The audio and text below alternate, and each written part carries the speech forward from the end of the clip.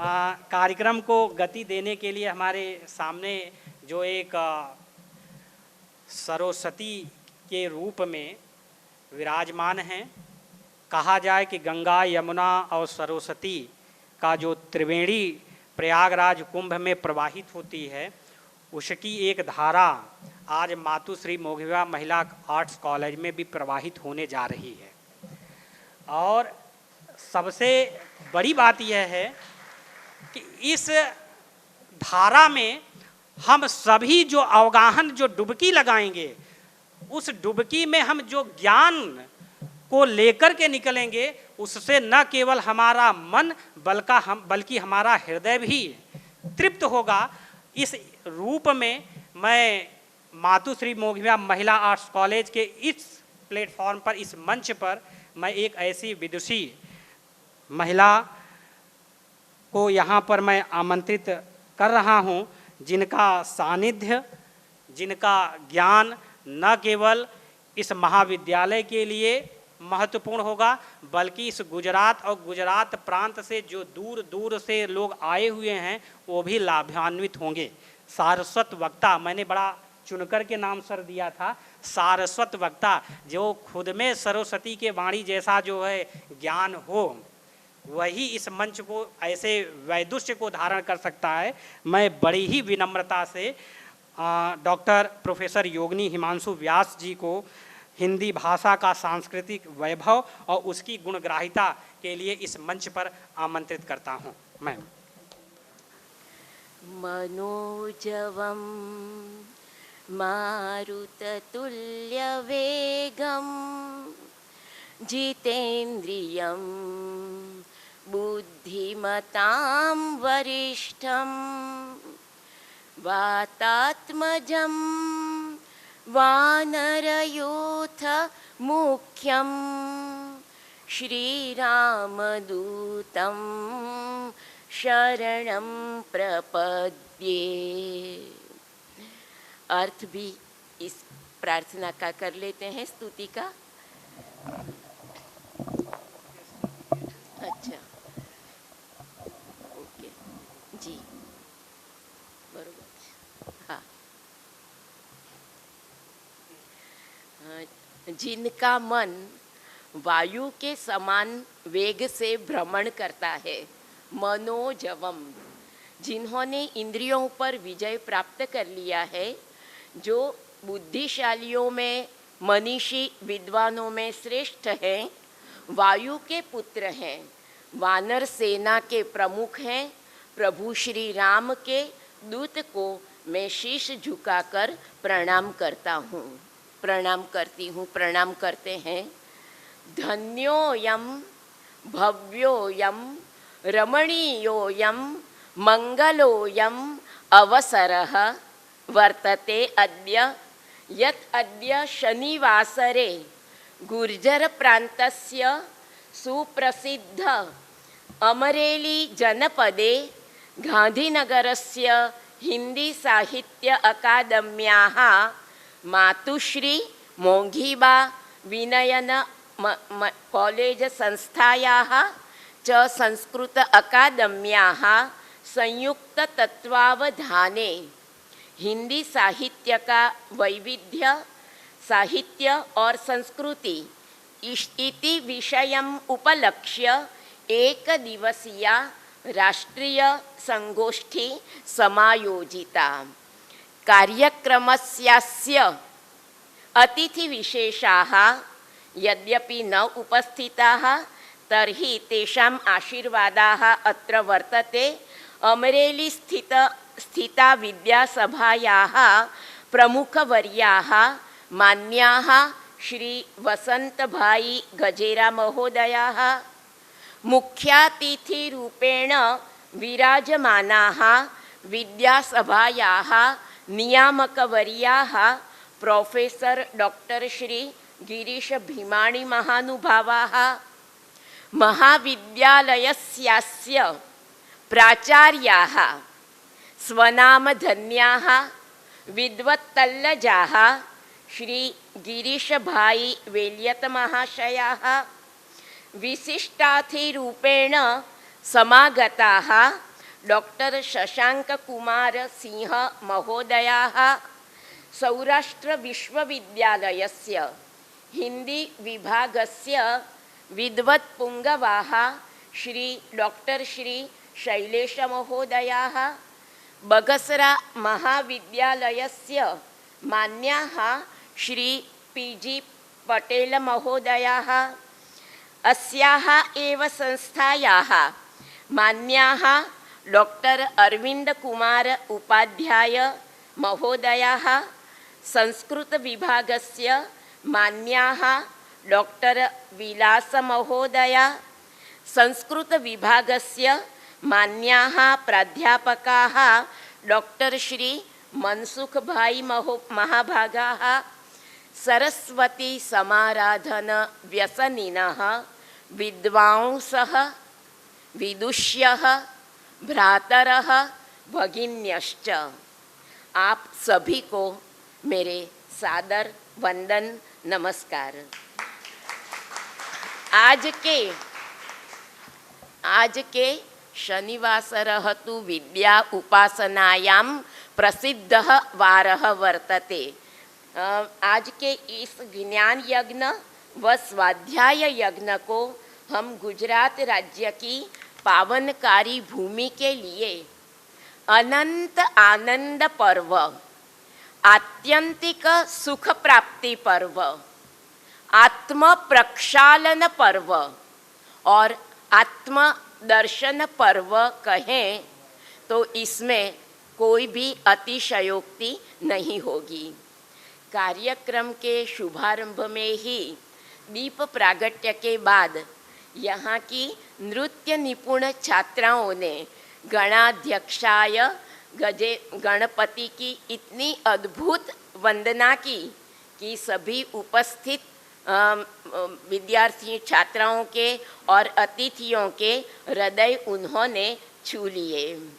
अब मेरे को जो विषय इस परिसंवाद में दिया गया है, उपाध्याय सर जी ने दिया है कि हिंदी भाषा का सांस्कृतिक वैभव और गुण ग्राहिता।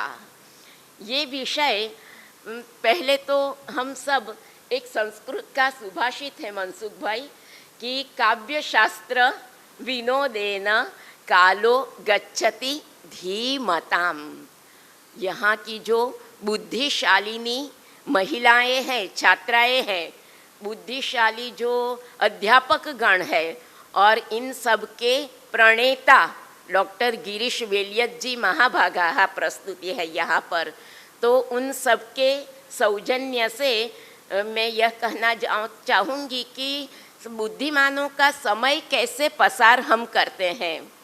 काव्य शास्त्र जो साहित्य शास्त्र के वाद विवाद और उनकी चर्चाओं में, उनके डिस्कशंस में हम समय हमारा व्यतीत करते हैं। आज कुछ ऐसी ही घटना में हम प्रवेश कर रहे हैं। अभी कुछ दिन पहले ही 14 सितंबर को पूरे भारत देश में हिंदी दिवस उत्साहपूर्वक मनाया गया।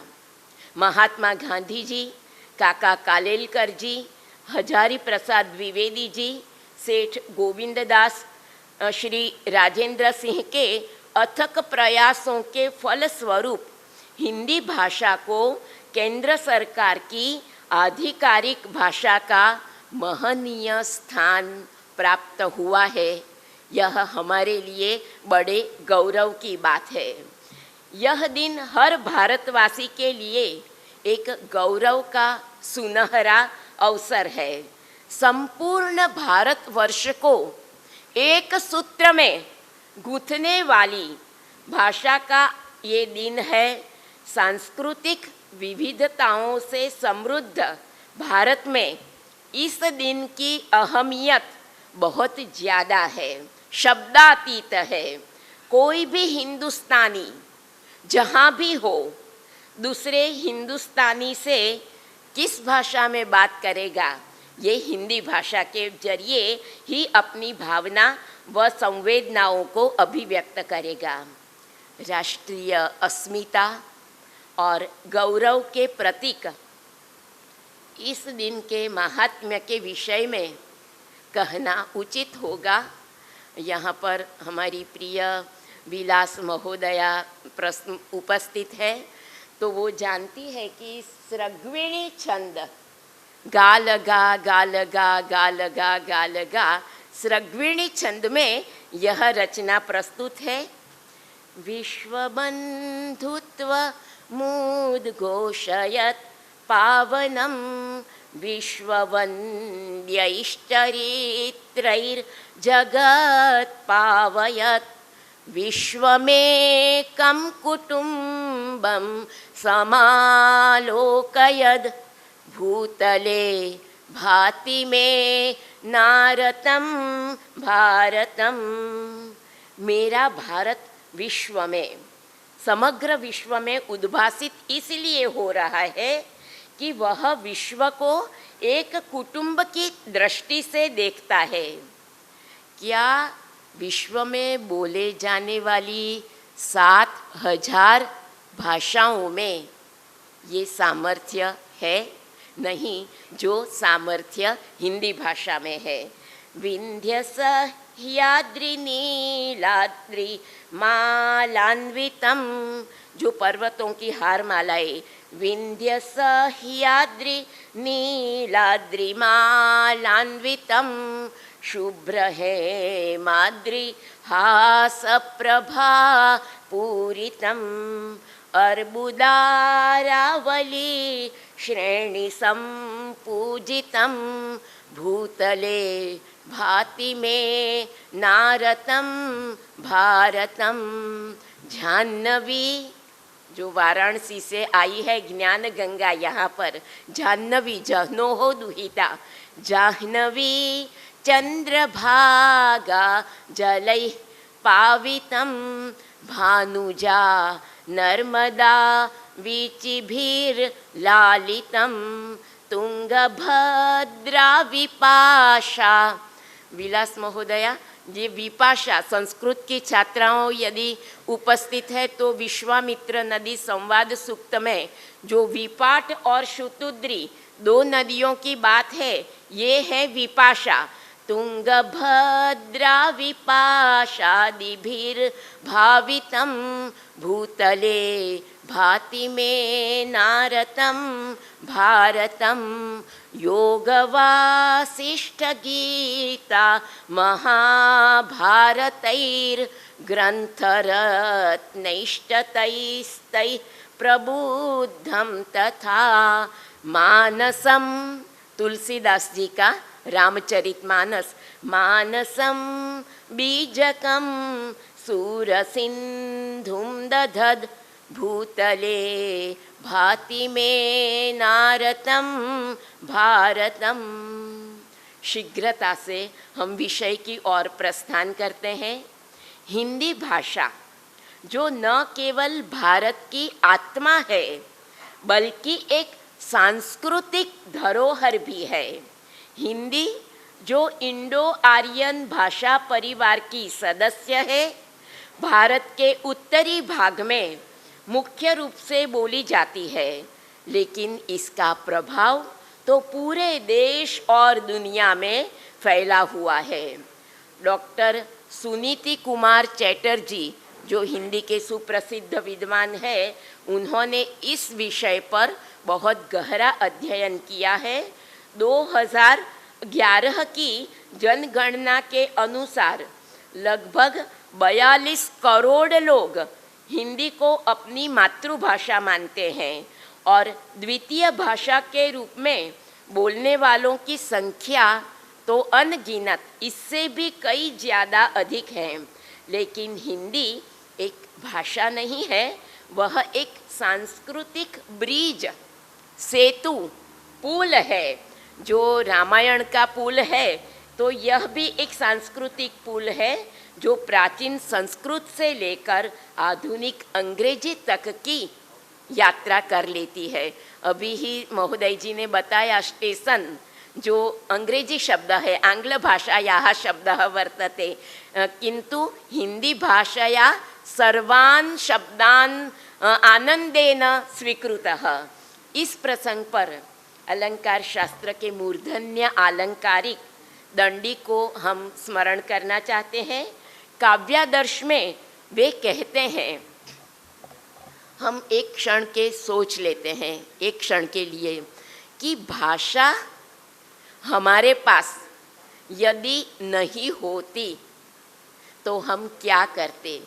ये 3 घंटे से आप सभी यहाँ पर मौजूद है, ये सोच रहे हैं कि कैसे जब ये कार्यक्रम समाप्त होगा और हम बाहर जाके इतनी कमेंट्स कर लेंगे, कितना बोल लेंगे एक दूसरे के साथ, तो ये भाषा का महत्व क्या है। काव्यादर्शकार कहते हैं, वाचाम एव प्रसादेन लोक यात्रा प्रवर्तते इदम अंधम तमः कृत्स्नम जायेत भुवनत्रयम यदि शब्दः वयम ज्योतिः आ संसारात् न दीप्यते। जो शब्द नाम का ज्योति प्रकाश इस संसार को दीपाता नहीं होता तो क्या हम करते। यह पूरा लोक, तीनों लोक गाढ़ अंधकार में विलीन हो गए होते। स्थालीपुलाक न्याय से इस प्रसंग पर मैं वागाम भ्रूणीय सूक्त, जो ऋग्वेद के 10वें मंडल का 125वां सूक्त है और उसमें अम्भ्रूण ऋषि की दुहिता Vak, goddess of speech, she gives her own identification, अपना आत्म परिचय देती है। अहम अहम अहम, जो अस्मद सर्वनाम का प्रथम विभक्ति एक वचन का रूप है। ऐ उण रुल रुक ए ओंग ऐ औच हय वरट लण यमंगण नम जभय गढ़दश जब गढ़दश खफ छ थ छठ चट तव कपय ससर हल, जो 14 माहेश्वर सूत्रों, उसमें पहला वर्ण है स्वर वर्ण ऐ उण और अंतिम वर्ण है हल ह व्यंजन हम, ये समाहार सूक्त है, सरस्वती सूक्त है। इस हॉल में उपस्थित सभी छात्राओं को मेरा नम्र निवेदन है कि आप जो भी इच्छा करेंगे, ये खुलजा सिमसिम जैसा है, वो सभी इच्छाएं आपकी पूरी हो जाएगी। जो इस सूक्त का आप ब्राह्म मुहूर्त में, हर रोज सुबह ब्राह्म मुहूर्त में सच्चे हृदय से पाठ कर लेंगे तो 8 मंत्रों का है, लेकिन समय को ध्यान में रखते हुए स्थालीपुलाक न्याय से मैं 2-3 मंत्रों का ही आपके सामने प्रस्तुति करूंगी। बाद में आपके मनसुख सर या विलास मैडम सब आपको ये मंत्र सिखा लेंगे, मैं उनको भेज देती हूँ। अहम रुद्रेभिर्वसुभिश्चरामि, अहम आदित्यैरुतविश्वदेवैः, अहम मित्रावरुणो भाबिभर्मि, अहम इंद्राग्नि, अहम अश्विनोभा, अहम सोमम आहनसं बिभर्मि, अहम त्वष्टारम उतपूषणं भगम, अहम दधामि द्रविणं हविष्मते सुप्रव्येयजमानाय सुन्वते, अहम राष्ट्रि संगमनि वसूनां चिकितुषी प्रथमा यज्ञियानां, तां मा देवा व्यदधुः पुरुत्रा भूरि स्थात्रां भूर्यावेशयन्तीं, अहं रुद्राय धनुरातनोमि ब्रह्मद्विषेशरवेहन्तवाउ, अहं जनाय समदं कृणोमि, अहं द्यावा पृथिवी आविवेश। इस वागाम भ्रूणीय सूक्त का पद्यानुवाद गुर्जर भाषायां भावनगरस्य सुप्रसिद्ध विदुषा श्री नर्मदा शंकर मेहता उन्होंने किया है। कौन सी पुस्तक में? हिंद तत्वज्ञाननो इतिहास। एक ही मंत्र का मैं जो भावानुवाद किया है, जे राजधानी वसुनीचिति ज्योतिवाणी, यज्ञो वडे प्रथम संगमनी गणाति देवो प्रवेशी बहुपौरजनो गणाता ते दिव्य रूप मुझनु झड़कावता। हिंदी का सांस्कृतिक वैभव उसकी जड़ों में छिपा है। यह वैदिक संस्कृत से निकली है जो मध्य इंडो आर्यन भाषाओं जैसे प्राकृत और अपभ्रंश से गुजरकर 7वीं शताब्दी में उभरी। दिल्ली सल्तनत और मुगल काल में हिंदुस्तानी के रूप में विकसित हुई। सांस्कृतिक वैभव का अर्थ है हिंदी भाषा की वह समृद्धि जो साहित्य, संगीत, सिनेमा, चलचित्र, श्रेणियाँ और सामाजिक जीवन में झलकती है। यह वैभव हजारों वर्षों की विरासत से आता है, जहाँ हिंदी ने रामायण महाभारत जैसे महाकाव्यों से लेकर बॉलीवुड की फिल्मों तक का सफ़र तय किया है। ये चलचित्रों की 1-2 मिनट में बात हम कर लेते हैं। भारत में बनने वाली पहली फीचर फिल्म राजा हरिश्चंद्र 1913 में जो बनी, दादा साहेब फाल्के ने बनाई, जो भारतेंदु हरिश्चंद्र के नाटक हरिश्चंद्र हिंदू माइथोलॉजी पूरा कथा पर आधारित थी। और बाद में 1931 में पहली बोलती फिल्म आलम आरा से लेकर आज तक सर्वाधिक फिल्में हिंदी भाषा में ही बनाई गई है। कुछ नाम ले तो वी शांताराम, विमल रॉय, राज कपूर, गुरुदत्त, ऋषिकेश मुखर्जी, बासु चैटर्जी, श्याम बेनगल, गुलजार, सत्यजीत राय, चेतन आनंद जैसे फिल्मकारों ने सामाजिक दृष्टि से सौदेश्यपूर्ण और कलात्मक दृष्टि से उत्कृष्ट फिल्मों का, जो इंडिया हिस्टोरिकल फैंटेसी फिल्म आदि का ग्रथन किया।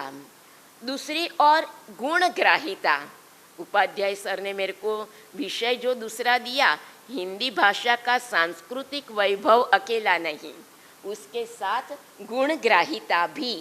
दूसरी ओर गुणग्राहिता यानी गुणों को ग्रहण करने वाली क्षमता। दैवी आसुरी संपद भगवत गीता का 16वां अध्याय, उस अध्याय में बहुत सी अच्छी सी अहिंसा, सत्यम, अक्रोध जो गुणों की गिनती की है।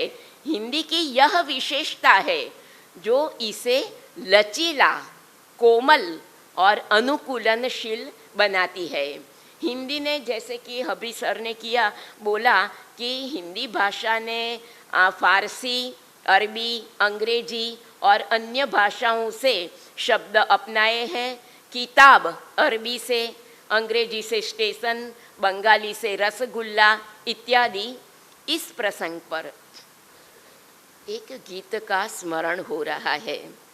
गोवा के former governor doctor Mridula Singh ji, जिनकी सीडी का विमोचन हमारे राजनाथ पांडे गृहमंत्री, केंद्रीय गृहमंत्री जी ने उस वक्त किया था, तो वो कहती है मृदुला जी, भारत माँ की बिंदी, हिंदी हिंदी हिंदी भारत माँ की बिंदी, हिंदी से सजती भारत की भाषाएं, सब मिलकर गाए भारत की गाथाएं, विश्व में फैले इसके गान, वसुधैव कुटुंबकम इसकी शान, हिंदी ही अपनाए हम, भारत का भार उठाए हम, विश्व भगिनी कहलाए हिंदी, भारत का मान बढ़ाए हिंदी, विश्व भाषाओं को गले लगाना, सारी बहना मिलके बहना, माँ का गहना बन के रहना,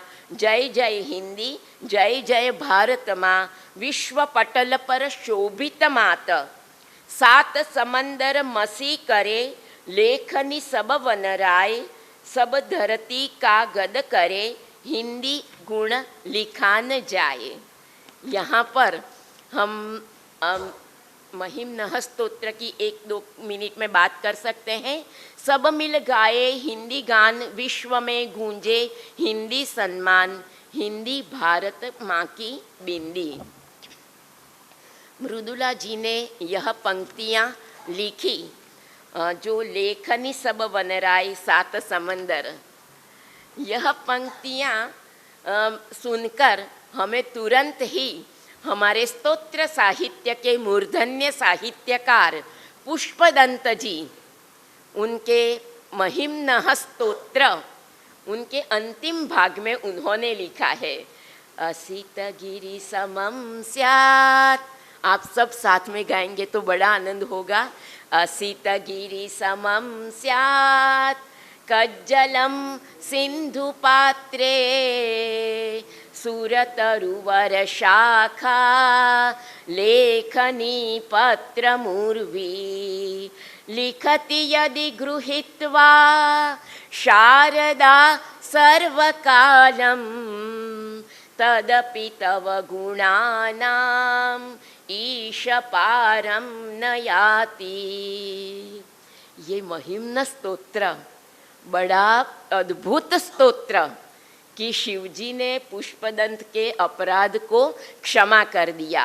और एक माइथोलॉजी का एक सुप्रसिद्ध पद्य है, उसमें हरिस्ते साहस्रम कमल बलिमाधाय पदयोर, यदेको नेतस्मिन् निजमुदहरन् नेत्रकमलं, गतो भक्त्युद्रेकः परिणतिमसौ चक्रवपुषा, त्रयाणां रक्षायै त्रिपुरहर जागर्ति जगताम।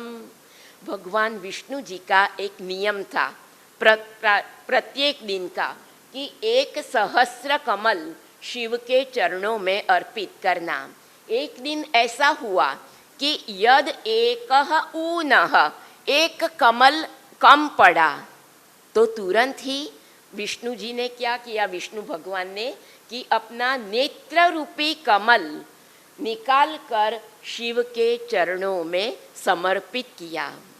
उनकी यह भक्ति से अत्यंत प्रसन्न होकर, शिव तो वैसे भी आशुतोष है, थोड़ी भी भक्ति करो तो आशु तुरंत ही प्रसन्न हो जाते हैं और सब भक्तों की मनोकामना पूर्ण कर लेते हैं। तो उन्होंने विष्णु को, भगवान विष्णु को सुदर्शन चक्र अर्पित किया। आज भी वो यह समग्र लोक का रक्षण कर रहे हैं। प्रिय श्रोतागण, निवृत्त होने से 5 साल पश्चात आज इतनी विपुल संख्या में छात्राओं को देखकर नारी शक्ति की वंदना की एक स्तुति प्रस्तुत करना चाहूँगी। यहाँ पर बहुत सारी महिलाएं हैं, भाइयों की संख्या बहुत ऐसे गिनती पर है। माँ, हाँ महिला कॉलेज है, सच्ची बात है, आई एग्री विथ यू।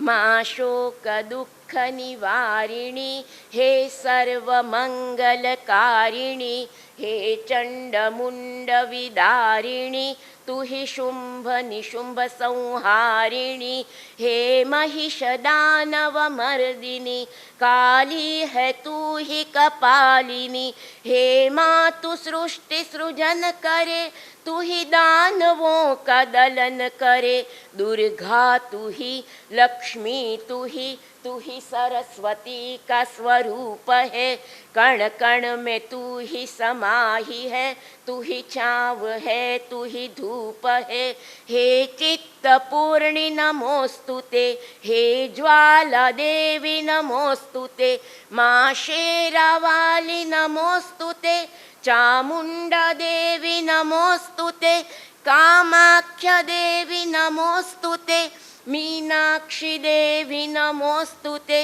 हे सर्वशक्ति नमोस्तुते, तू ही योग भक्ति नमोस्तुते, नमोस्तुते नमोस्तुते नमोस्तुते नमोस्तुते। हिंदी साहित्य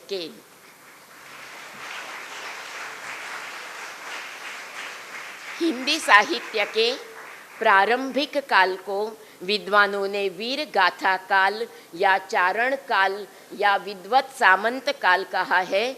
संवत 1050 से 1375 तक के इस आदि काल में अभी सर ने बताया विजयपाल रासो, हम्मीर रासो, कीर्तिलता, कीर्ति पताका, ये 2 कृतियाँ बिहार के जो कवि कोकिल नाम से सुप्रसिद्ध है विद्यापति जी उनके द्वारा रचित है। कीर्तिलता का, कीर्ति पताका, पदावली और पृथ्वीराज रासो, अमीर खुसरो की पहेलियाँ।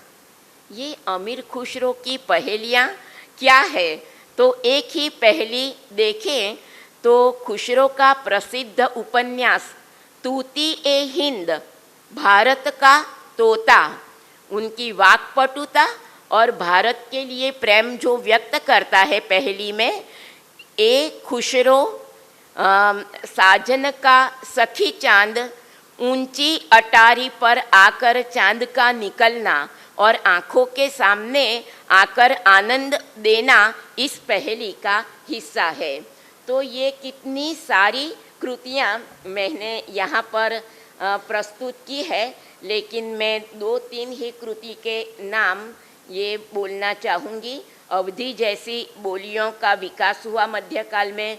आधुनिक काल 19वीं सदी से शुरू हुआ और खड़ी बोली का महत्व बढ़ा। इसमें हिंदी भाषा के पितामह, भीष्म पितामह जो भारतेंदु हरिश्चंद्र जी और महावीर प्रसाद द्विवेदी जी जैसे साहित्यकारों के योगदान से खड़ी बोली को एक व्यवस्थित रूप मिला। बाद में प्रेमचंद जी, जयशंकर प्रसाद जी, बद्री नारायण चौधरी जी, मैथिली शरण गुप्त जी, सूर्यकांत त्रिपाठी जी, निराला जी, सुमित्रानंद पंत जी, महादेवी वर्मा जी और आचार्य रामचंद्र शुक्ल जैसे महान साहित्यकारों ने उपन्यास, कहानी, नाटक, कविता और निबंध के क्षेत्र में महत्वपूर्ण योगदान दिया। सभी की कृतियों के बारे में मैंने खूब यहाँ पर नोट दी है, लेकिन मैं जल्दी से समय को ध्यान में रखते हुए आगे प्रस्थान करती हूँ कि हिंदी साहित्य को आम पाठक वृंद की पहुँच एवं समझ तक सरलता से बनाए रखने के लिए हिंदी भाषा का अत्यधिक प्रयोग। वैसे हिंदी साहित्य में ना तो ग्रंथों की कमी है और ना ही विविधता की।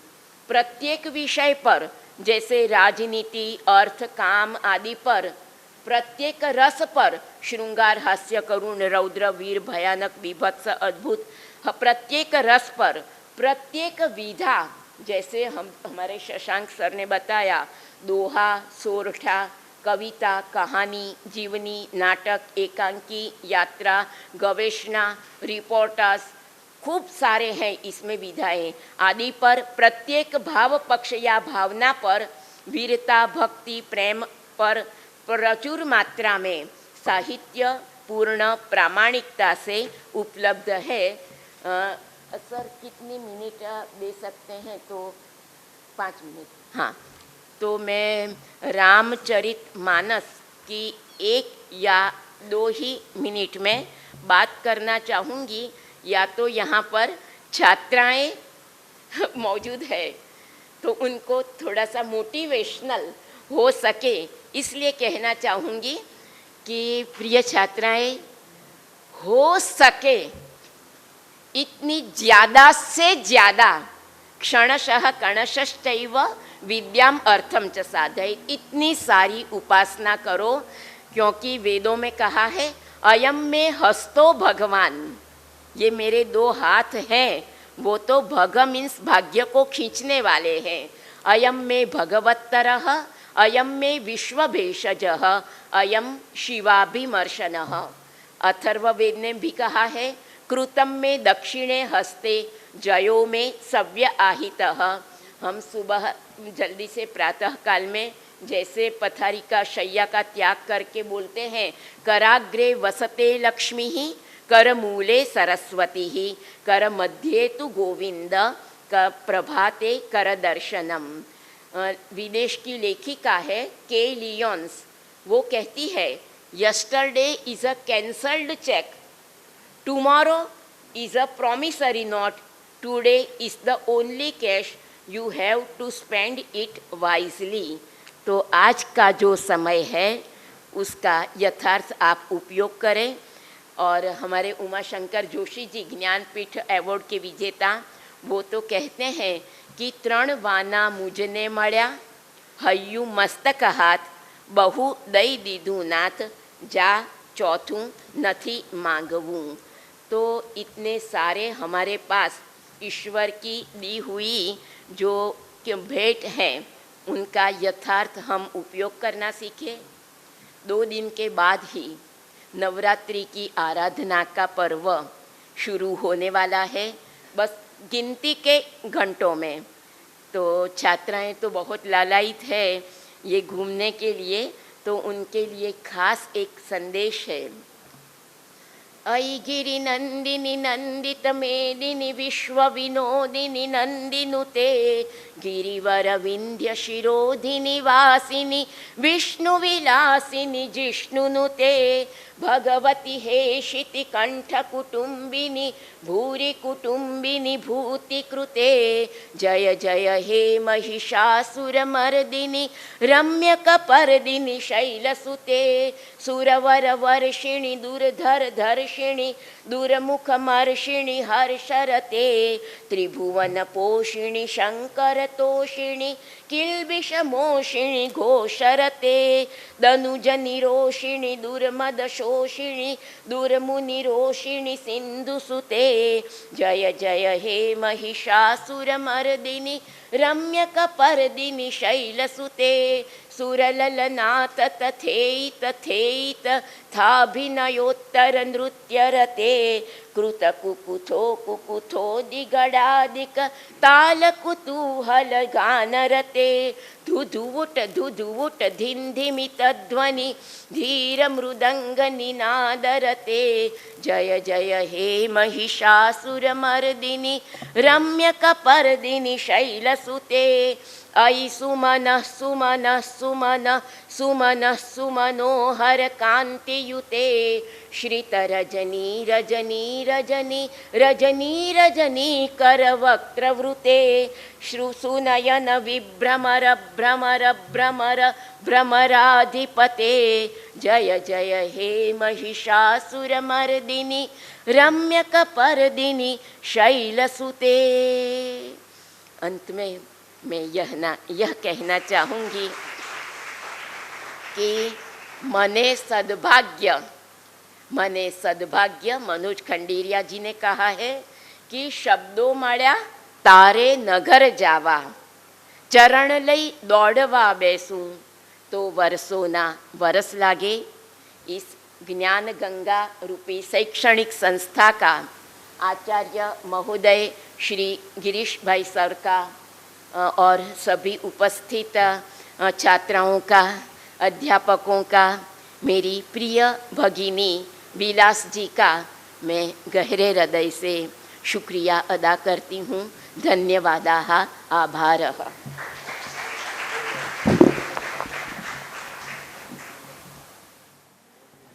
यह जो अभी वक्तव्य मैम का हम लोग सुन रहे थे, मुझे याद है कि दिल्ली विश्वविद्यालय के एक संस्कृत के बहुत उद्भट विद्वान थे, इस समय नहीं है, उनका इंतकाल हो गया है, प्रोफेसर रमाकांत शुक्ल। उनकी जो संस्कृत की लय प्रवाहिता और गुणग्राहिता और विद्वता थी, वह बहुत ही कम लोगों में देखने को मिलती है। या तो मैं काशी प्रांत का हूँ, जब काशी विद्वत परिषद का जो सभा है वहाँ पर मैं संस्कृत का जो उद्गाता होता है या संस्कृत से जो शास्त्रार्थ होते हैं वहाँ सुनता हूँ तो लगता है कि वाकई संस्कृत अभी भी हमारी लोक धमनियों में कहीं न कहीं पर्याप्त है।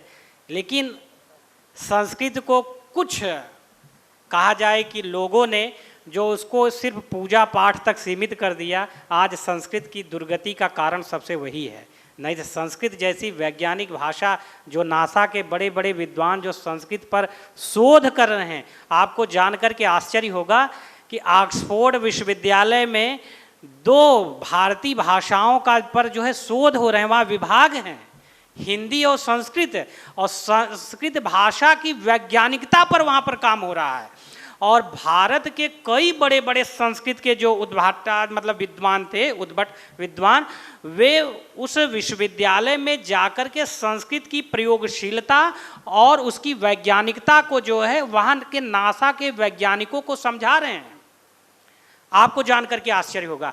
लेकिन यहीं के लोगों ने जो ब्राह्मणवाद के पोषक थे, ब्राह्मण मैं नहीं करा, ब्राह्मणवादी मानसिकता के जो पोषक थे, उन्होंने संस्कृत भाषा को जो एक विद्वान तक का उनका मानना था कि ये एक विद्वत की भाषा है और एक खास वर्ग विशेष तक उस भाषा को जो सीमित कर दिया, आज संस्कृत की दुर्गति का सबसे बड़ा कारण वही रह गया।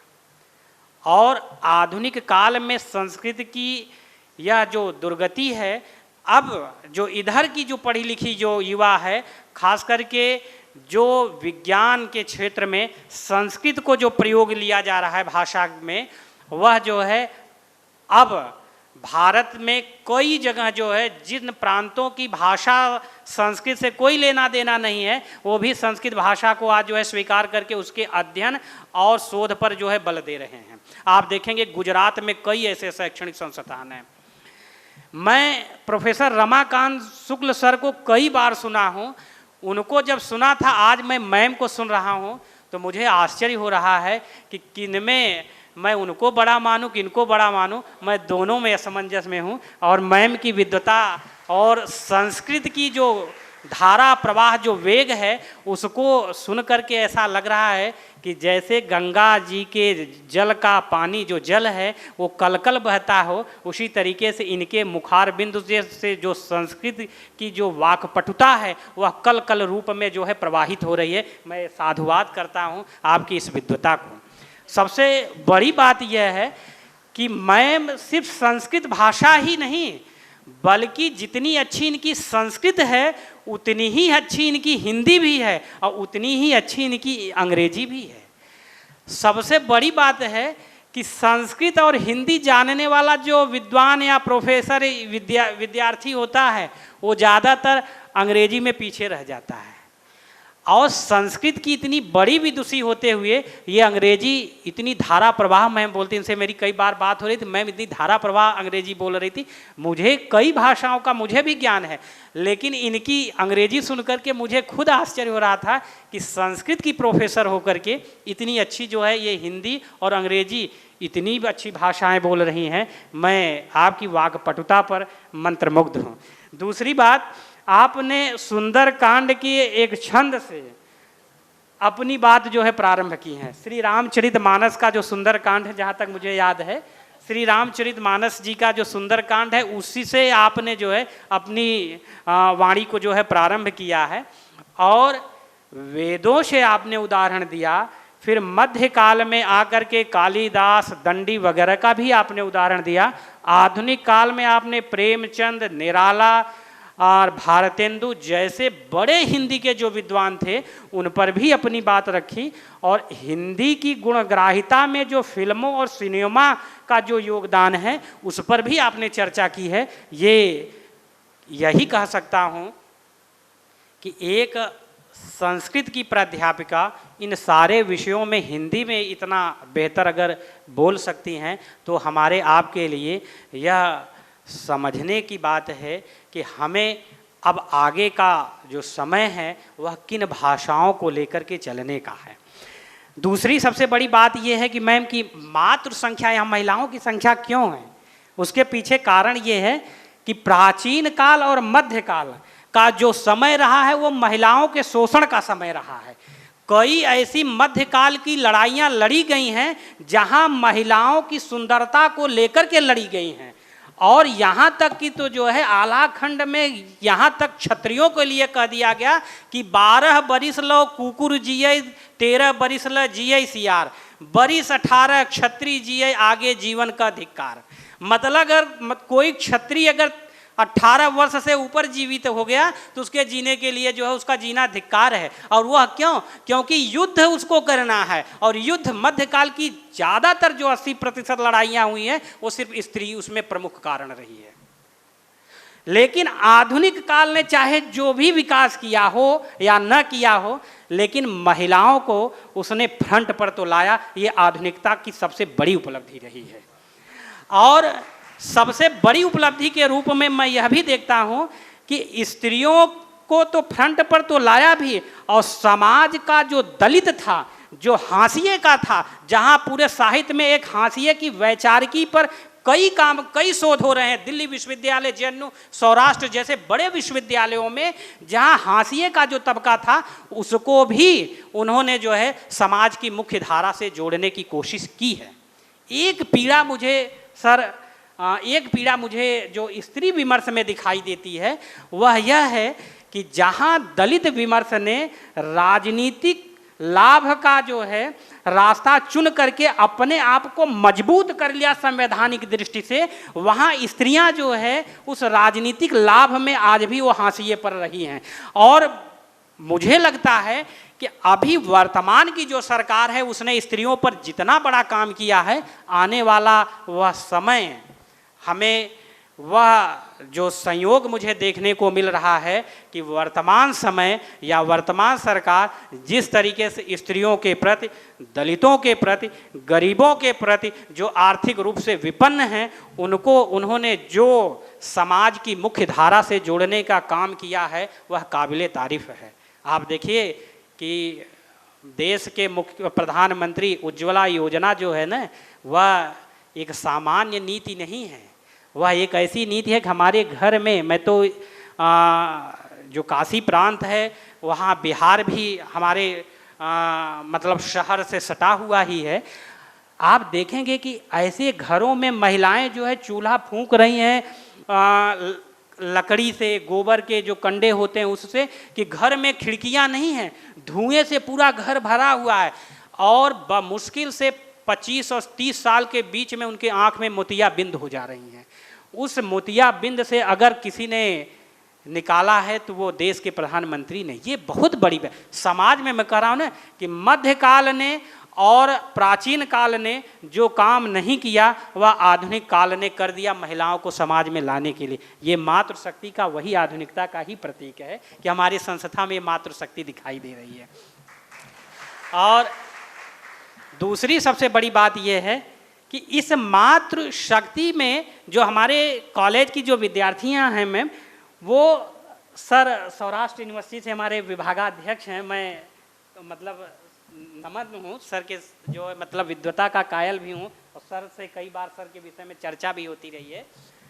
सौराष्ट्र यूनिवर्सिटी में हमारा यह कॉलेज, यह जो महाविद्यालय है, प्रत्येक वर्ष ऐसा कोई वर्ष विगत 12-13 सालों से ऐसा कोई वर्ष नहीं गया है कि जिस वर्ष वह 1-2 विषय में गोल्ड मेडलिस्ट न लाता हो। यह इस कॉलेज की उपलब्धि है, और उपलब्धि वो इस रूप में है कि हमारे महाविद्यालय के जो एक से बढ़कर एक गुणीजन जो विद्वान हैं, वो विद्वता की जो पराकाष्ठा होती है, विद्वान जब आदमी पराकाष्ठा पे पहुंचता है तो उसमें उतनी ही विनम्रता होनी चाहिए। आप एक भी हमारे ऐसे प्राध्यापकों से बात करेंगे, लगेगा ही नहीं कि वो प्रोफेसर हैं। ऐसा लगता है कि जैसे वो शोधक छात्र हैं, उनको बहुत चीज़ों की ज़रूरत है। विद्यार्थियों में एक से एक प्रयोगशीलता लाने के लिए वो रात्र में 1:30 बजे 12 बजे वो विद्यार्थियों के लिए नोट्स बनाते हैं, और PDF जो है बच्चों को भेजेंगे कि पढ़ो इसको, कैसे आपको पढ़ना है। अगर क्लास में एक विद्यार्थी है, एक जो हमारी अगर बच्ची है, तो हमारा अध्यापक जो है उसको पूरा क्लास 1 घंटे की क्लास देगा ही देगा। यही कारण है कि यह जो मातृ प्रधान या जो संस्था है, ये जो बच्चों का, ये बच्चे लगातार जो है निरंतर अन्य जो शैक्षणिक संस्थान हैं उनमें यह संस्थान आगे बढ़ता चला जा रहा है। अन्य संस्थानों के लिए भी यह संस्थान चुनौती बनता जा रहा है। क्यों? क्योंकि यहाँ के बच्चे गरीब हैं। कई बच्चे जो उनके माता पिता खेतों में किसानी कर रहे हैं, दिहाड़ी मजदूरी कर रहे हैं, और कम पैसे में पढ़ करके भी वो अगर उनके गले में गोल्ड मेडलिस्ट, भारत के गुजरात राज्य के राज्यपाल अगर उनके गले में गोल्ड मेडलिस्ट डाल रहे हैं, तो ये इस महाविद्यालय की सबसे बड़ी उपलब्धि रही है, और यही मातृशक्ति की सबसे बड़ी उपलब्धि रही है। और सबसे बड़ी बात मैम के संदर्भ में मैं कुछ एक दो शब्द और कहूँगा कि जीवन क्षणभंगुर है। हर व्यक्ति जो है मृत्यु से जो है बच नहीं सकता है। जिसका जन्म हुआ उसकी मृत्यु निश्चित है, लेकिन हमारे कर्म ही जो है जीवित रखते हैं। गोस्वामी तुलसीदास जी अयोध्या में जब श्री रामचरित जी का मानस का वो रचना कर रहे थे, तो वहाँ से आकर के जब वो काशी में जो वो श्री रामचरित मानस की रचना करने लगे, तो काशी के पंडितों ने जो है उनको भगा दिया। भगा इसलिए दिया क्योंकि उनकी विद्वता के आगे जो है काशी के जो विद्वत जो पंडित थे उनको लगा कि ये तो हमारे जो है विद्वता पर प्रश्न चिन्ह लगा रहा है। और उस समय गंगा जी के किनारे जब वो जाते थे स्नान करने के लिए, तो सीढ़ियों पर जो कोढ़ी या जो बीमार से ग्रसित थे, तो पहले उनको मलहम पट्टी करते हुए तब वो गंगा स्नान करते थे। वो जो सरयू पारी ब्राह्मण था, दूबे जाति का था और ब्राह्मण में सबसे श्रेष्ठ ब्राह्मणों में था, वह तुलसीदास जो है कोढ़ियों का सेवा करता था। और कई संस्कृत के ऐसे ग्रंथ लिखे गए हैं कि कोढ़ उसी व्यक्ति को होता है जो अपने जीवन में बड़ा पाप किया हो, और ऐसे व्यक्ति को लोग समाज और परिवार से बहिष्कृत कर देते हैं, उसको कहीं न कहीं छोड़ देते हैं। ऐसे व्यक्तियों को जो है गोस्वामी तुलसीदास सेवा कर रहे थे, और उन्होंने यह भी कहा कि इस संसार में यदि प्रभु का, हमारे राम आराध्य के सभी अंश हैं, तो यह भी उन्हीं का अंश है, और मैं अगर इनका सेवा नहीं करूंगा तो यह हमारे आराध्य के प्रति अपमान होगा। और ऐसे पंडितों ने, काशी के पंडितों ने तुलसीदास जी को काशी से भगा दिया। अब वो जा करके जो है चित्रकूट में शरण लिए, और वहाँ टोडरमल ने उनको पनाह दिया और आर्थिक रूप से सहयोग दिया। और जिन पंडितों ने एक एक हाथ की शिखा लेकर के गोस्वामी तुलसीदास को भगा दिए, और जो सीधे साक्षात हनुमान जी से बात करते थे, ऐसे पंडित जी वहीं काशी में मर गए, और उनकी जो राख है वो गंगा जी में प्रवाहित हो गया। लेकिन आज उनका नाम लेने वाला कोई नहीं है। नाम किसका लिया जा रहा है? जिसको भगा दिए, जिन्होंने समाज की बनाई हुई नीतियों पर, समाज के बनाए गए परंपरा को दरकिनार करते हुए और उन्होंने प्रगति का रास्ता चुना, आज उनको पूरा समाज जानता है। तुलसी कोई जो है एक सामान्य तो व्यक्ति थे, लेकिन उनकी रचना आज हमारी लोक धमनियों में है। कोई ऐसा व्यक्ति नहीं है कि जो तुलसी के एक पद या दो पद को न जानता हो। हर व्यक्ति जो है तुलसी के पद को जो है ग्रहण कर रहा है। उसी तरीके से कबीरदास जी ने कहा कि मगहर में अगर जो व्यक्ति मर जाता था तो उसको माना जाता था कितना भी जीवन में अच्छा कर्म कर ले, अगर मगहर में मर गया तो उसको नरक का भागी हो जाए। वो कह रहे हैं कि यदि जो है मैंने सच्चे मन से ईश्वर की आराधना किया हूँ, तो मगहर में अगर अंतिम समय में मर जाऊंगा तो मुझे ईश्वर खुद लेने आएगा। वो साक्षात अपने प्रभु को चुनौती देते हैं कि मैं जा रहा हूँ नरक के स्थान में मरने के लिए, यदि मैं तुम्हारी सेवा सच्चे मन से किया हूँ तो तुम खुद मुझे लेकर के जाओगे। और वो अंतिम समय में, जब मृत्यु का अंतिम समय है, तो कबीर काशी जैसे प्रांत में, जहाँ ये माना जाता है कि व्यक्ति अगर अंतिम स्थिति में हो, तो काशी जैसे प्रांत में लोग हवाई जहाज से जो भी साधन है लाकर काशी में उसको रखते हैं। 2 दिन 4 दिन 10 दिन वो जीवित होता है। काशी में अगर वो मर जाता है तो लोग सोचते हैं कि वह व्यक्ति स्वर्ग का भागीदार हो गया। वह कबीर जो है इन भ्रांतियों को तोड़ने के लिए काशी को अंतिम समय में छोड़ करके मगहर चले जाते हैं और वहाँ प्राण को छोड़ देते हैं। वो समाज की परंपरा को दरकिनार करके प्रगतिशीलता का परिचय दिए। ये कबीर की जो है गुणग्राहिता, इसी को समाज की गुणग्राहिता, यह विचार हमें उनको जीवंत रखा। आज कबीर और तुलसी हमारे लोक धमनियों में प्रवाहित हो रहे हैं। आपका यह विचार, आपका यह ज्ञान, आपका यह वैदुष्य न केवल हमारे लिए, बल्कि यहाँ जितने शोधार्थी और प्राध्यापक गण हैं, वह सब आपके इस लोक रूपी जो ज्ञान है, जो पुराणों का ज्ञान है, जो लोक शास्त्र का ज्ञान है, और उन सबसे बढ़ करके जो वैज्ञानिकता रूपी जो ज्ञान है, जो तर्क चेतना ज्ञान है, उससे हम लोग लाभान्वित हुए हैं। और जब तक जीवन रहेगा, मैं स्वयं अपने आप को बता रहा हूँ, जब तक जीवन रहेगा आज का यह व्याख्यान मैं आपका कभी भूलूंगा नहीं। यह मेरे लिए सबसे बड़ी उपलब्धि होगी।